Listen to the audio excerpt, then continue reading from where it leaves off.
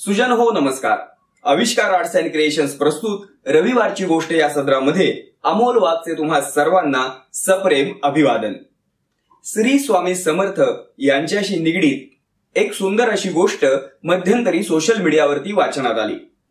एकदा श्री स्वामी समर्थ भिक्षा मागण्याच्या निमित्ताने एका घरासमोर जाऊन उभे राहिले.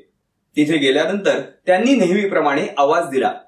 तो आवाज ऐकून त्या घरामधील स्त्री स्वामींना भिक्षा अर्पण करण्याच्या उद्देशाने त्या घरातून बाहेर आली. आणलेली भिक्षा तिने स्वामींच्या जवळ असलेल्या झोळीमध्ये अर्पण केली.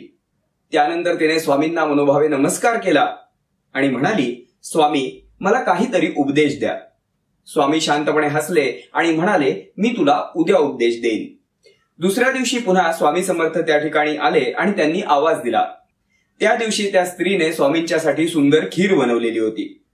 स्वामींचा आवाज ऐकून खिरीचं भांड घेऊन ती घरातून बाहेर आली.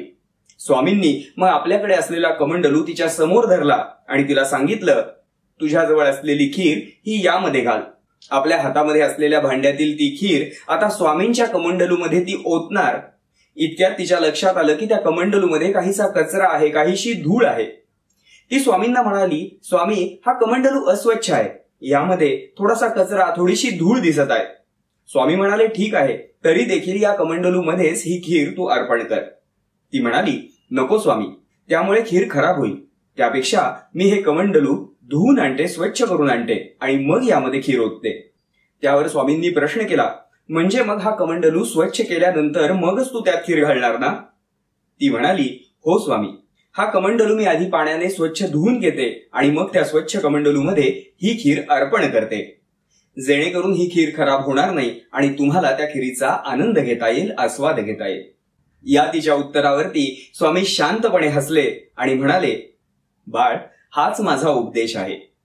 तुम्हा सर्वांना आनंदी आयुष्य जगण्यासाठी, सुखी आयुष्य जगण्यासाठी साधू संतांकडनं, संत महात्म्यांकडनं उपदेश हवा असतो.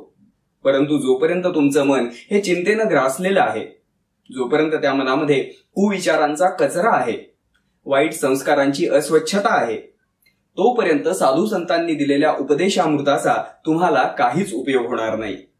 साधू संतांकडनं मिळणाऱ्या उपदेशामृताचा उपयोग करून तुम्हाला तुमचं आयुष्य जर सुंदर करायचं असेल तर आधी मनातले कुविचार काढून टाकले पाहिजेत, मनाला स्वच्छ केलं पाहिजे.